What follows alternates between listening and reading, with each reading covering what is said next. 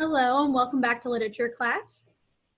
Today we're going to be reading In the Lion, the Witch, and the Wardrobe, Chapter 4, Turkish Delight. It's on page 35. So Turkish Delight.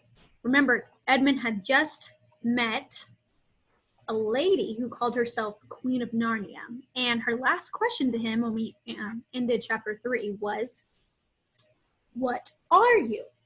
And Edmund says, "I don't know. I'm at school. It's the holidays now, right?" He doesn't know how to answer. What are you? Think about if someone asked you, "What are you?" You'd say, a person? I don't know, right? We don't normally get asked that question. So he's a little confused. All right, top of page 35. "But what are you?" said the queen again. "Are you a great overgrown dwarf that has cut off its beard?" "No, your majesty," said Edmund. "I never had a beard. I'm a boy." "A boy?" said she. "Do you mean you are a son of Adam?" Edmund stood still, saying nothing. He was too confused by this time to understand what the question meant. "I see you are an idiot, whatever else you may be," said the queen. "Answer me, once and for all, or I shall lose my patience. Are you human?" "Yes, your majesty," said Edmund. "And how, pray, did you come to enter my dominions?"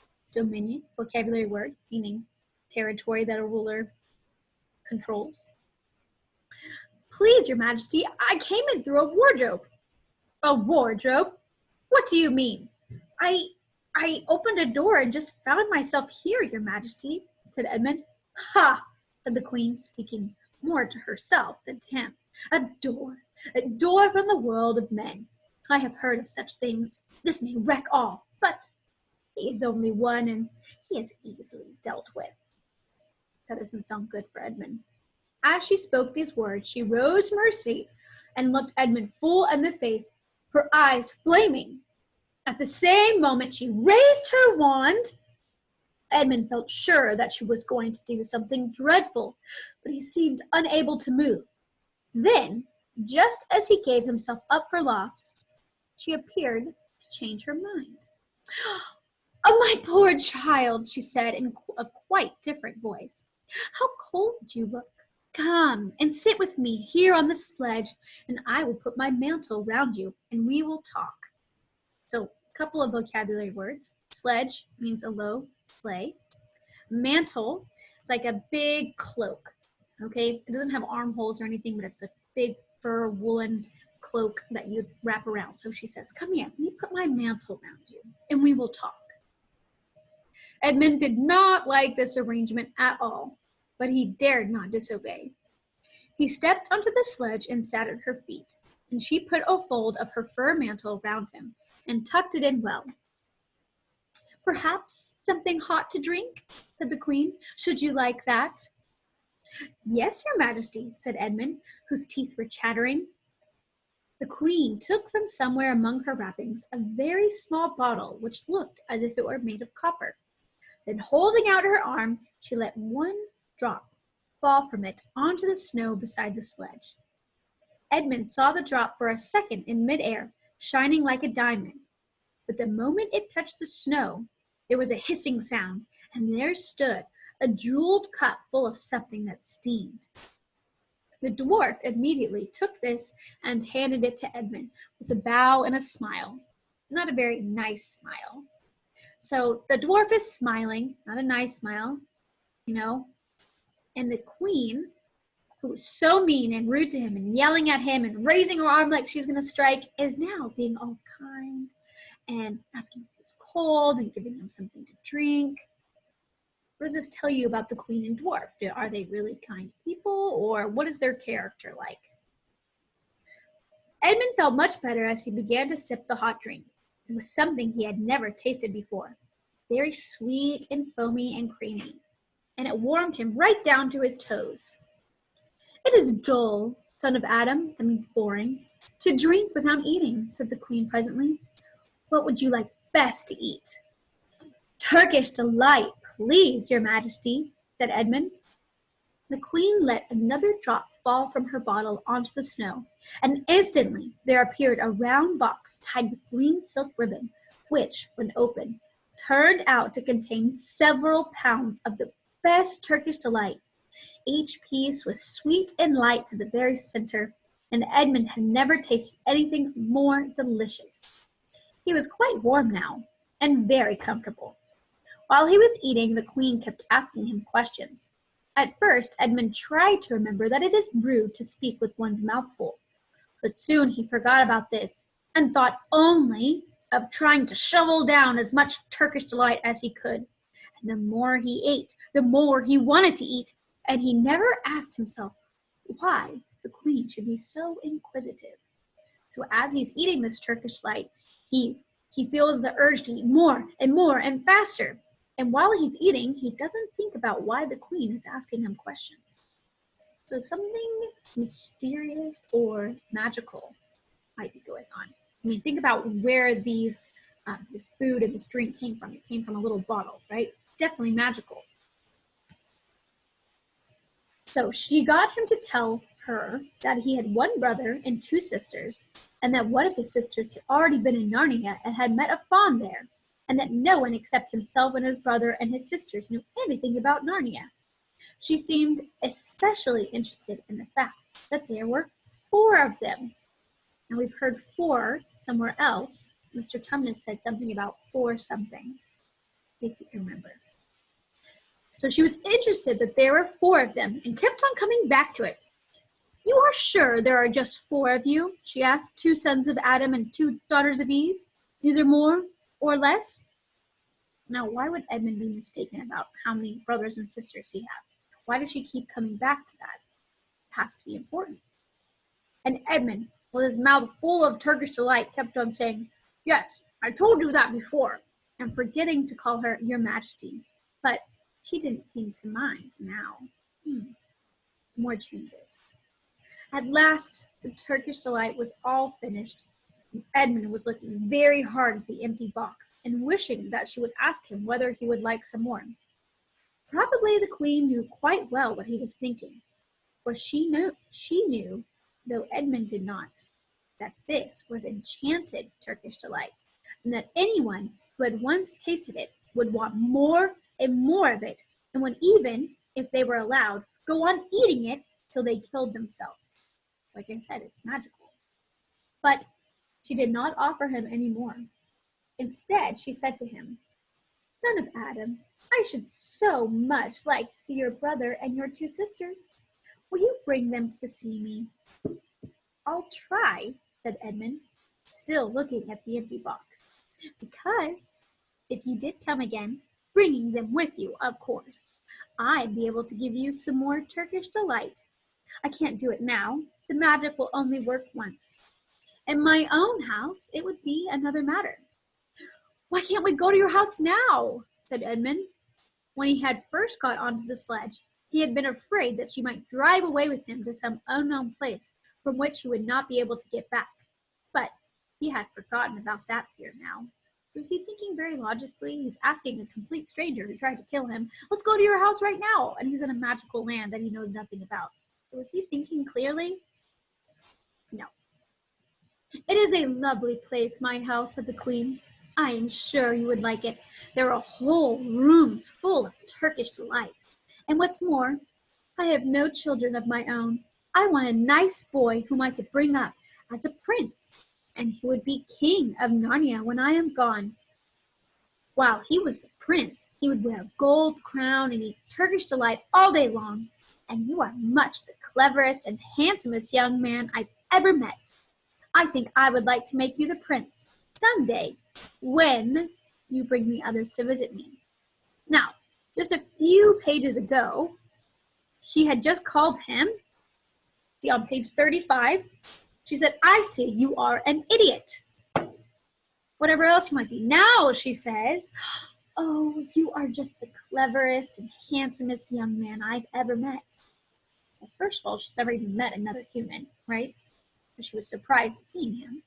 And now she wants to make this random boy she just met in the middle of the woods a prince. Does that make sense? No. Edmund's clearly still not thinking right. Why not now? Said Edmund. His face had become very red, and his mouth and fingers were sticky. He did not look either clever or handsome, whatever the queen might say.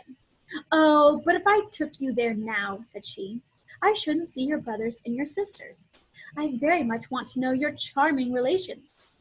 You are to be the prince, and later on the king. That is understood. But you must have courtiers and nobles.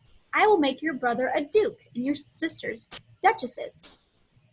There's nothing special about them, said Edmund. Anyway, I could always bring them another time. But once you are in my house, said the queen, you might forget all about them. You would be enjoying yourself so much that you wouldn't want to bother going to fetch them. No, you must go back to your own country now and come to me another day with them. You understand?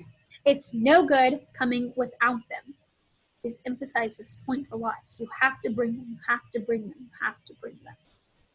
But I don't even know the way back to my own country, stated Edmund. That's easy, answered the queen. You see that lamp? She pointed with her wand, and Edmund turned and saw the same lamppost under which Lucy had met the fawn. Straight on beyond that is the way to the world of men. And now look the other way. Here she pointed in the opposite direction. And tell me if you can see two little hills rising above the trees. I think I can, said Edmund. Well, my house is between those two hills. So next time you come, you have only to find the lamppost and look for those two hills and walk through the wood till you reach my house. But remember, you must bring the others with you. I might have to be very angry with you if you came alone. To my best, said Edmund.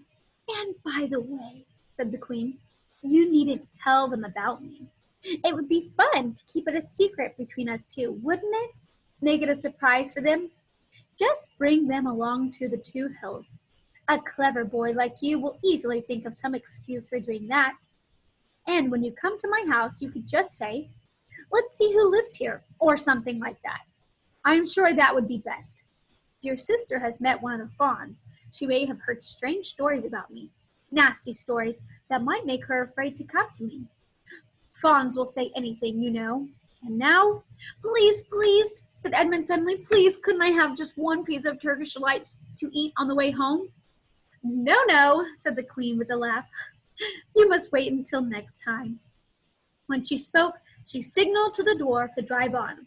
But as the sledge swept away out of sight, the queen waved to Edmund, calling out, next time, don't forget, come soon.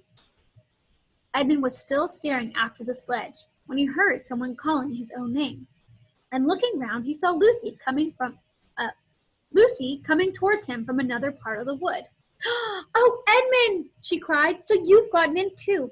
Isn't it wonderful? And now, all right, said Edmund. I see you were right, and it is a magic wardrobe after all. I'll say I'm sorry if you like. But where on earth have you been all this time? I've been looking for you everywhere. Well, if I'd known you'd gotten in, I'd have waited for you, said Lucy, who was too happy and excited to notice how snappishly Edmund spoke, or how flushed and strange his face was. Flushed, vocabulary word, meaning sudden redness. So let's look at Edmund's apology. He says, all right, I'll say sorry if you like. Is that a good apology? No, it's not even a true apology. He knows he's wrong, so he feels like he's got to say something, but he doesn't actually feel bad about making fun of Lucy.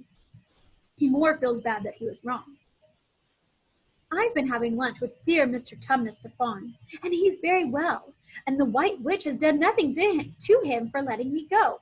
So he thinks she can't have found out, and perhaps everything is going to be all right after all.